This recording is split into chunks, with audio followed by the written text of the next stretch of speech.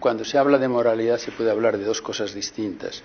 Una de ellas es por qué juzgamos ciertas acciones como buenas o como malas. Y esa capacidad de tendencia, inclinación o disposición a juzgar unas acciones como buenas o como malas, eso nos viene de nuestra evolución biológica porque es una consecuencia simplemente de nuestra inteligencia avanzada, que anticipamos las consecuencias de nuestras acciones y con arreglo a esas consecuencias juzgamos unas acciones como buenas o malas.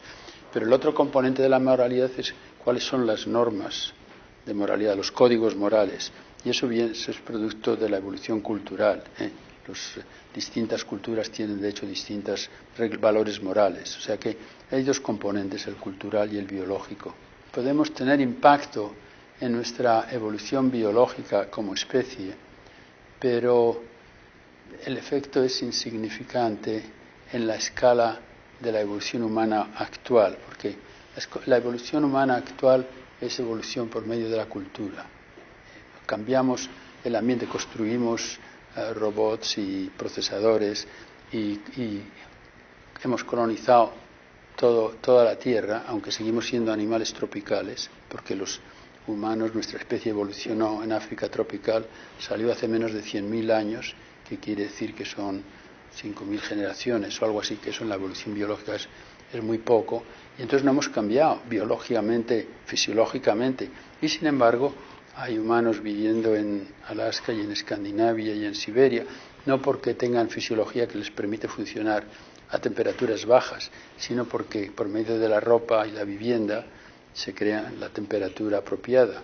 Y como me gusta usar como ejemplo, como dos ejemplos más, es que viajamos por los mares y los ríos mejor que ningún pez y no tenemos agallas ni aletas y no tenemos que esperar a que evolucionen.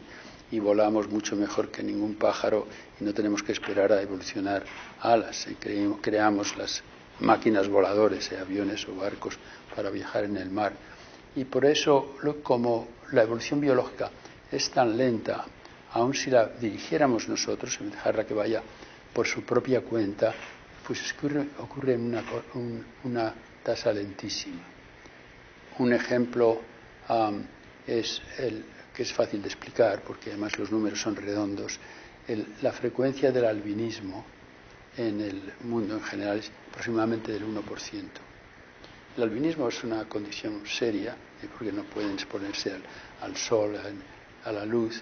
Si en todo el mundo, por medio de la medicina y demás, y de la genética y de la genómica, curáramos a todos los albinos, entonces esos no se morirían, ahora muchos de ellos se mueren sin dejar hijos, quiero decir, no es que todos se mueran enseguida, pero la reproducción, el número de progenie que producen es mucho más reducida que los demás.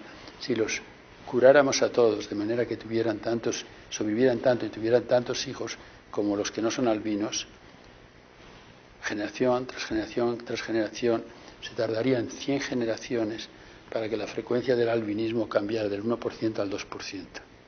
100 generaciones que son 2.500 años. O sea, el proceso de la evolución biológica es lentísimo. Y naturalmente que esta situación ideal que he mencionado no es posible, no se pueden curar a todos los albinos en todo el mundo. Quiere decir que este proceso es tan lento que ya es insignificante con respecto al futuro humano. Lo que voy a contar es la cultura, la adaptación por medio de nuestra inteligencia, de nuestra tecnología, de nuestras organizaciones sociales.